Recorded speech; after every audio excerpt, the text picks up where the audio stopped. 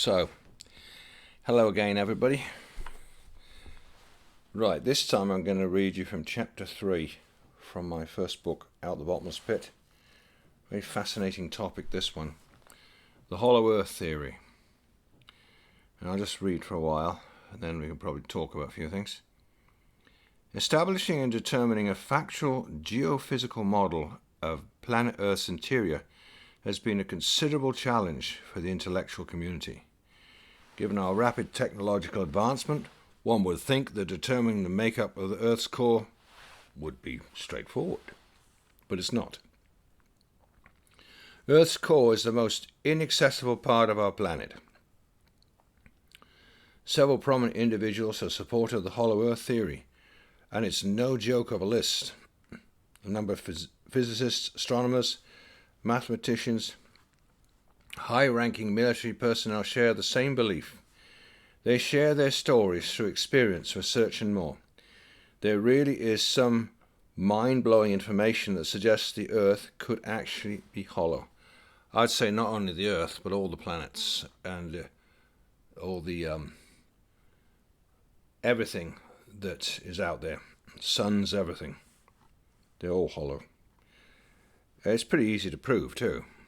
I have a video on that showing, give a few experiments to show how the Earth is hollow. Our current understanding about the makeup of the Earth's core is a theory, based on assumption that's taught as fact. Yes, exactly. Well, the evidence for the composition of the Earth's core is descent, in other words, going down, however indirect. We have no means for directly sampling the deep interior of the Earth. Humans, apparently, if we have not been privy to that information, have not been able to access that part of our planet. I think the furthest man's been down is about 6 miles into the crust. That's it.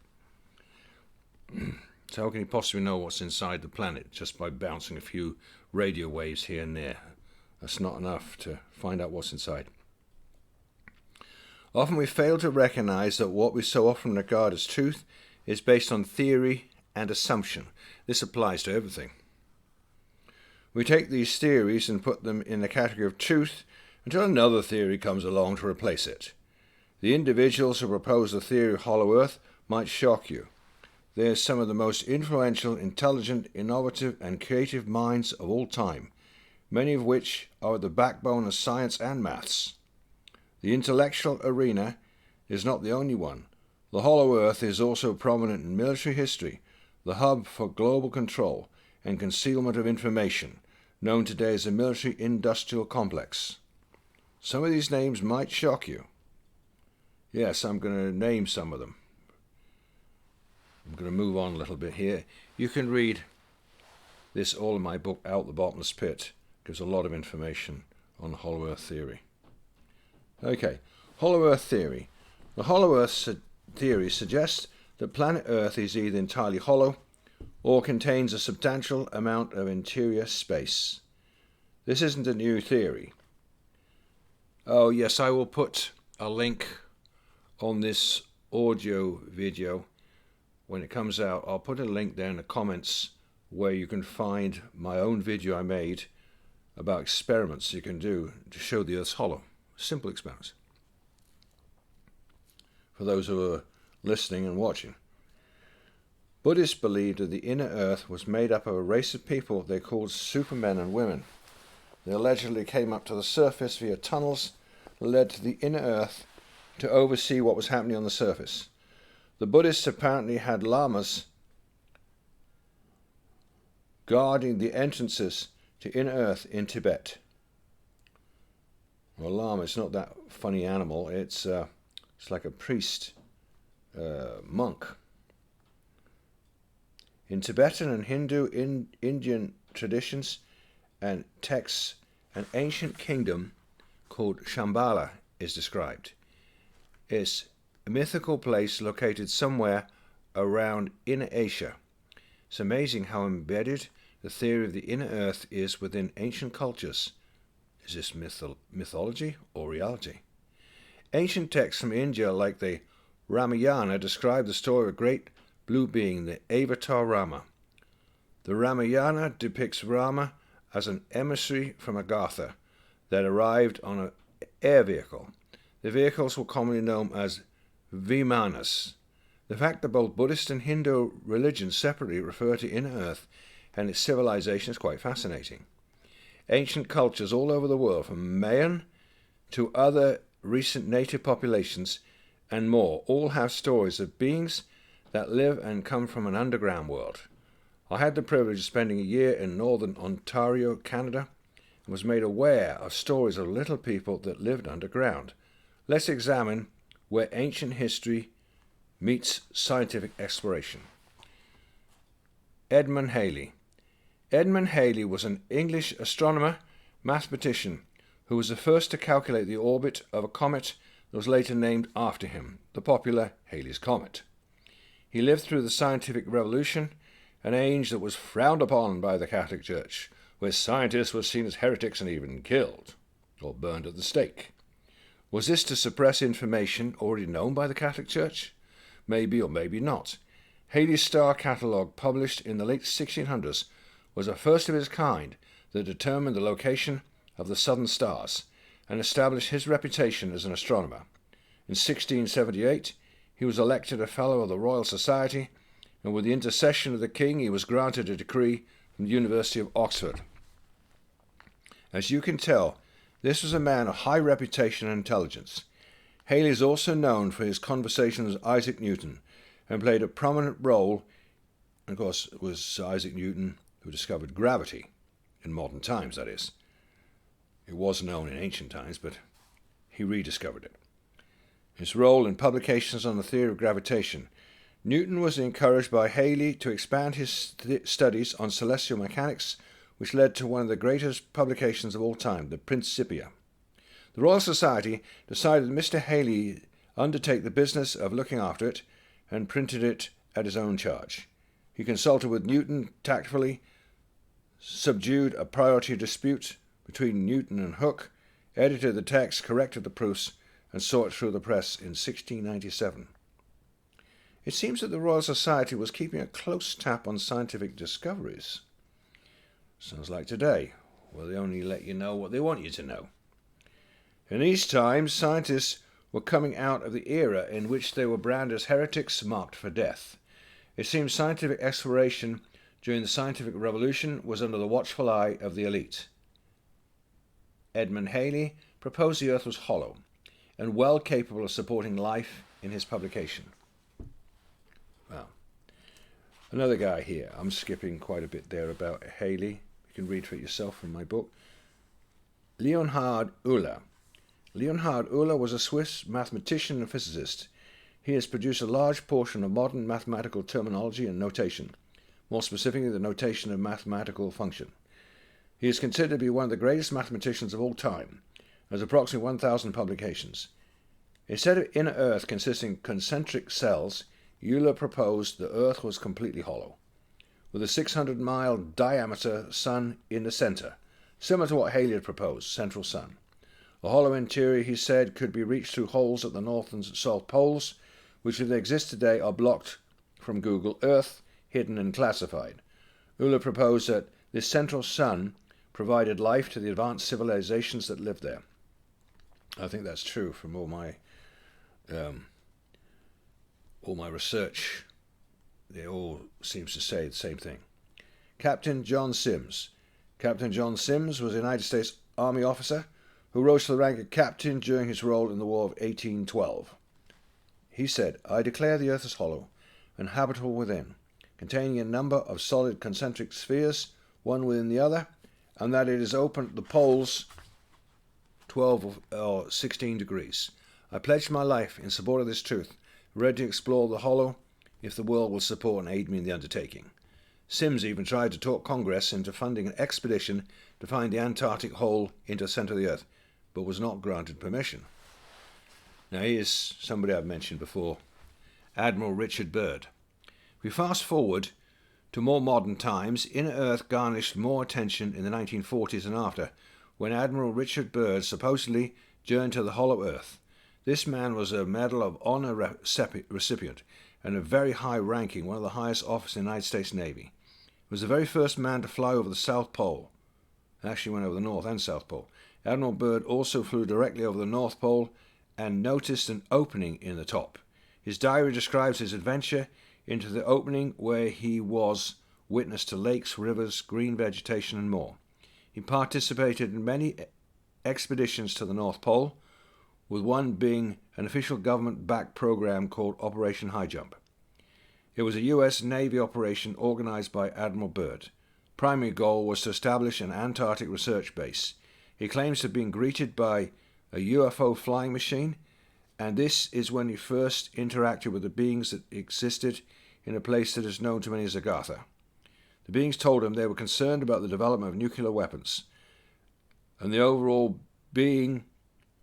well-being of the planet, based on how humanity was affecting it. Admiral Byrd apparently claimed, like many before him, the North and South Pole are actually two of many openings to the centre of the Earth. He also claimed the inner Earth has a central sun, like Euler did. His theory is that both the poles of the Earth are actually convex rather than concave. This means that ships and planes will be able to fly or float right in. After his expeditions, the American press announced Admiral Byrd's discovery to the world. After the release, it was immediately suppressed by the government, and Byrd was made out to be a man known to make false claims. Yeah, that sounds normal for the main media and the controllers. His story was quite popular and was published in the National Geographic. It's also worthy to note that his son Richard Byrd Jr. lived a very difficult life. He died a very mysterious death, was found dead in an empty warehouse. It's worthy to note he was 6 years old when he accompanied his father on his expeditions. The story of Hollow Earth has not solely been tied to science fiction. I wanted to present some available information out there as a very intriguing subject. It's worthy to note that UFOs are constantly seen coming out of the water. Maybe some of these objects are from advanced civilizations that live in the Earth's interior. Until we actually penetrate inner Earth, Hollow Earth remains a strong possibility. Dr. A.W. Barnard. If we, for sake of argument, accept the Earth is hollow, then it would readily explain, as Dr. A.W. Barnard in his famous book Flying Saucers from the Earth's Interior, published in 1960, that many strange phenomena on this planet, such as the migration of birds going north in winter in the northern hemisphere, and being found near the Antarctic the following spring. A hollow Earth can also more readily explain the waves of the sea and the direction of the currents of the oceans. For more on this, please see Dr. Raymond A.W. Barnard's 1960 book, Flying Saucers from the Center of the Earth. This book contains amazing information. It has been used by many writers and websites. It has been stated there are two big openings into the hollow Earth. One opening can be found where the North Pole should be, and the other the South Pole. Another phenomenon is the aurora borealis, seen only at the North Pole. Why not the South Pole? If the Earth is hollow and has a central sun, as claimed by many, then the aurora borealis is merely the reflection of the central sun on the ionosphere. It is alleged that explorers such as Amundsen, Peary, Scott, and both the North and South Poles all stated that they could not actually reach the poles. This is plain, as apparently they simply do not exist. According to many experts, the Earth is generally round, but slightly flattened at the poles, a bit like a donut, where the seas slowly and gradually descend inside the Earth and reappear on the inner surface of the Earth. If one thinks of the Earth rather like the shell of an orange, the centre of gravity is not in the centre of the Earth, but in the middle of the shell. If the Earth is hollow, then what is inside the Earth? Are there inhabitants inside the Earth? If so, who are they? Are they friends or foes? Another subject matter is about the explorers who have already ventured inside a hollow Earth. Two very famous stories which I recommend to read are: one, the voyage of Olaf Jansen to the centre of the Earth in 1829, and secondly, the diary of Admiral Byrd and his adventures in 1927-1947. The first story was of two Norwegian sailors who travelled inside the Earth by boat and claimed they met 12 feet high friendly giants. They said that they also saw technology much more advanced than what ours was in 1829. An example of this would be they saw electric cars and monorail trains which could travel horizontally along the side of cliffs. How could they know about that and describe such things as cars in 1829? These sailors also mention how they heard mention the names of places and rivers mentioned in the book of Genesis in the Bible. An example of this was a town called Eden, and rivers with names identical with the rivers supposedly coming out of the Garden of Eden, such as Hiddekel. Jewish Torah sages and students of the Jewish Kabbalah or Old Testament books also claim the earth is indeed hollow, and furthermore that the Garden of Eden was originally inside the center of the earth. The following is an excerpt of an article sent to me by a friend. The location of the Garden of Eden. There is a great mystery concealed in the Torah story about Abraham's burial of his wife Sarah. This mystery is not just another boring, mystical, mumbo-jumbo, philosophical, religious lesson that makes us want to yawn. No, this mystery is about geological and geographical reality, spoken about for centuries in the Torah literature and echoed in the literature of numerous cultures from around the world. What I'm speaking about is the Garden of Eden being a real physical place and the secret of its actual location. So where is the Garden of Eden, you may ask, and who is living there now? In order to answer these questions, let us delve into the Torah, to the time of Sarah's death and to the place of her burial, the double cave of Machpelah in Hebron. The Torah story is well known. Sarah, Abraham's beloved wife, mother of Yitzhak, or Isaac, I can't even say this, Yitzhak, that's Isaac, passes away at the ripe old age of 127. Abraham, wealthy as he is, still does not own any property in his newly adopted homeland, then called Canaan, modern-day Israel. In those days, there were no cemeteries. The dead were usually placed in caves, which were sealed and protected as family tombs. Abraham sought to purchase such a cave for a family inheritance, wherein later he would be buried alongside his sons and grandsons. Indeed, this we know is what happened, and a cave of the patriarchs in Hebron is still a venerated place to this day. Now, of all the caves in the area, why did Abraham choose this specific one, which we know as Machpelah? While the written Torah text does not delve into the issue, the oral tradition dating back to those days brings to us tremendous details, without which much of the written Torah will never be understood. The oral Torah relates a story retold in many Torah commentaries. It goes something like this. According to the Midrash's legend, which may or may not be historical, Abraham was out tending sheep one day when one of them ran off. He followed it through the hills and into a cave. Upon entering the cave, Abraham was overwhelmed by the sweet fragrances coming out from deep within the cave. He enters deeper, and to his surprise, he finds there is a second cave inside the first one, and inside the second cave lay buried a man and a woman whose bodies have not decomposed at all. Amazing at this sight, Abraham prays to God for answers. What is this place, and who is buried here? The male body then sits up and speaks, saying to Abraham that he is Adam, and this cave is the entrance to the way of the Garden of Eden. You should read the book that came out almost a year ago now, Eden Insights, that I wrote then. It talks about this same thing, but from within the earth. Adam and Eve and the cave of treasures, linked with this cave, also Machpelah, on the outside surface of the earth. As fantastic as this is, how is that possible? How can two caves be linked over 300, 500 miles of crust of the earth? Well, that's a mystery. You've got to read my book, Eden Insights, to answer that question. But it's amazing, it says the same thing here in my first book, which is garnered from a lot of information of many of the writers. Wow. People who know the Torah. It's just amazing you get confirmation of the hollow earth from so many people from so many parts of the earth. Always consistent and same. Now, let us put legend aside and ask the necessary questions. If there's any legitimacy to Machpelah being an entranceway to Eden, how is this physically possible? Yeah, exactly. Gardens are a place where trees grow and flora flourishes, but these require the light of the sun in order for them to grow. We all know that caves are holes in the earth, some rather deep, some going for miles and miles, and yet what they all share is that they are deep underground without any exposure to sunlight.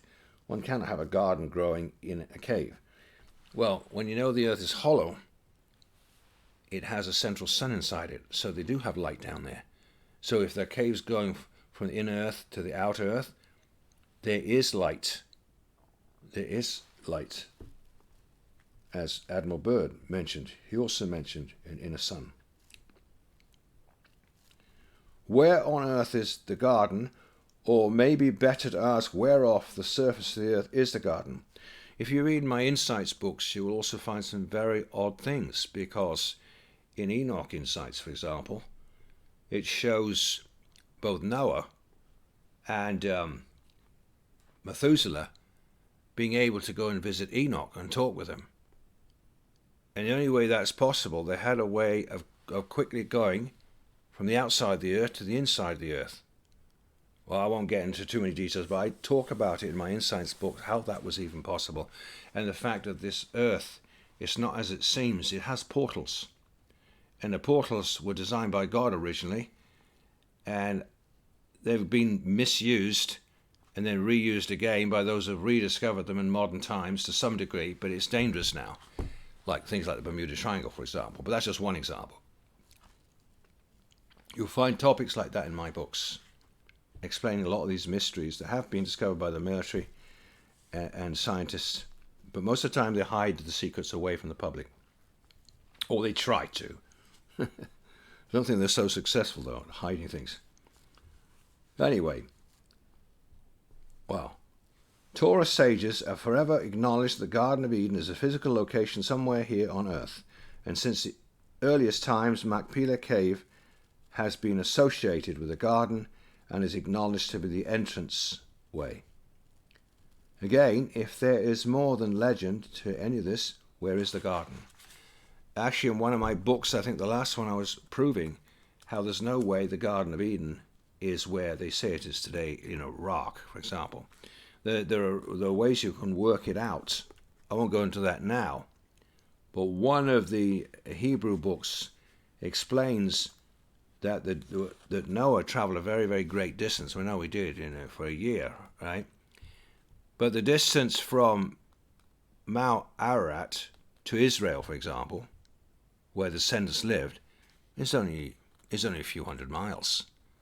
And in a year, traveling in a boat with a big current, you would travel a lot further than 300 miles. And in fact, it says it was another land and far away, and a place we'd never been before, etc. So I explain all about this in my books, that it's more likely that the Garden of Eden was actually inside the earth, and mankind lived inside the earth until the flood, and when there was enough water, for the first time, it was enough for a boat to actually get washed out from the womb of the earth, as it's called in the book of Second Esdras. The womb of the earth, they came out from inside, and mankind for the first time started to live on the outside, coming out of either the north or the southern aperture. But you can prove these things if you read the Apocrypha books. It's amazing. God has given lots of secrets in the Apocrypha books, amazing secrets about portals, about dimensions, about time change, all kind of things. But you've got to read them. So that's why I suggest you get my 8 Insights books in order to have a much better understanding of the real science of this planet, not the science that's lorded over your head and puts you to sleep. Oh yeah, I went to 2 universities too, studied maths, physics, science. I've studied many things. I like science, but unfortunately, the last 50 years since I did that, since then, science has gone down the toilet, because now science no longer means something you know, it's something that's imposed. It's whatever they say it is. The truth is whatever we say it is, as George Bush said. That's their attitude today. They don't care about us. They just speak lies all the time, and it's crept into the science, it's crept into everything, sadly. We need a world where it's based on truth, not lies. That's what I fight for, a world where one day there won't be any lies, none at all. It'll be a world of truth. So anyway, this is one of the truths I think is important for people to know about the possibility the earth is actually hollow.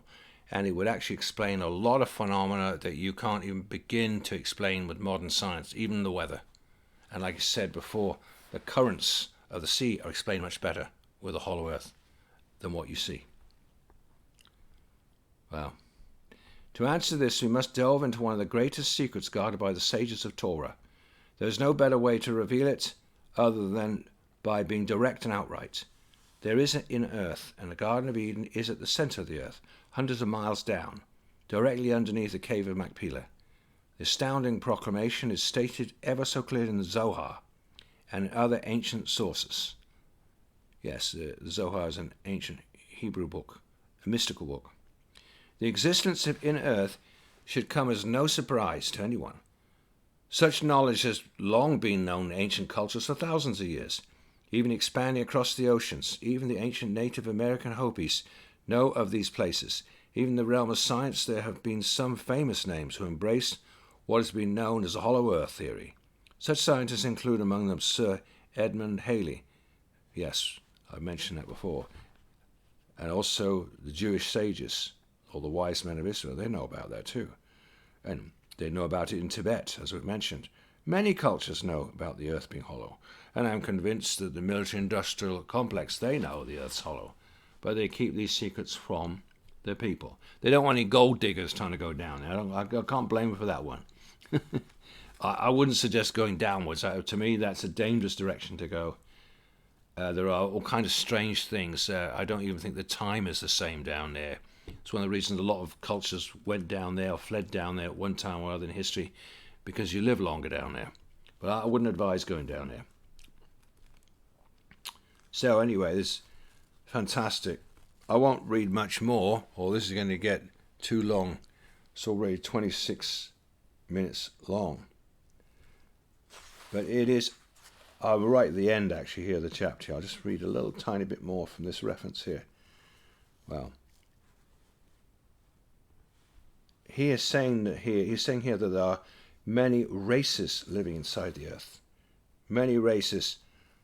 Some are harmless and some are very dangerous. Amazing. Amazing stuff. Wow. He says here, there are many races of indigenous, intelligent, sentient entities living in Earth. Many of these species know about us, and many of them have interacted with us for a very long time. And some of these races are benign or even benevolent. Others, on the other hand, are nothing but trouble.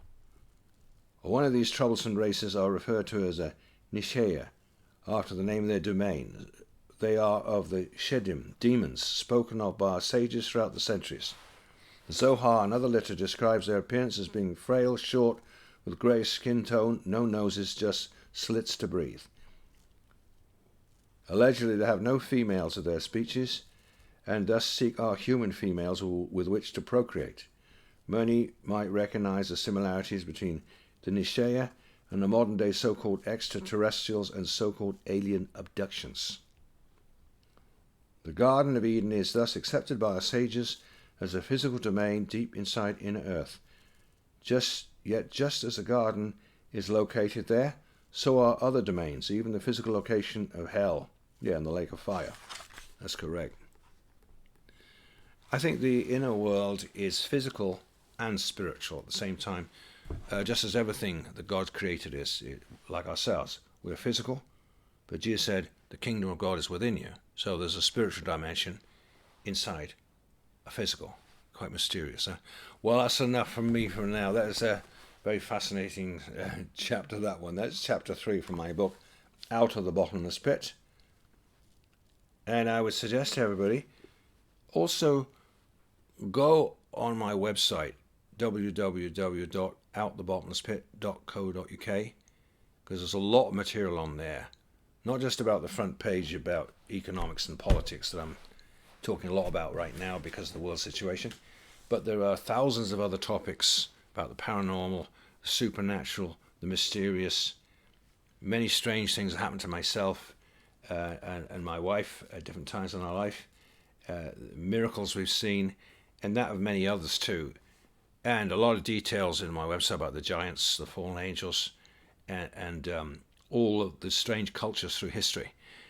I'm at present writing my second book, Out of the Bottomless Pit 2, and I hope that'll be even more intriguing than the first one. That's my hope, having gathered a lot more information in the last 8 years since I wrote my first book.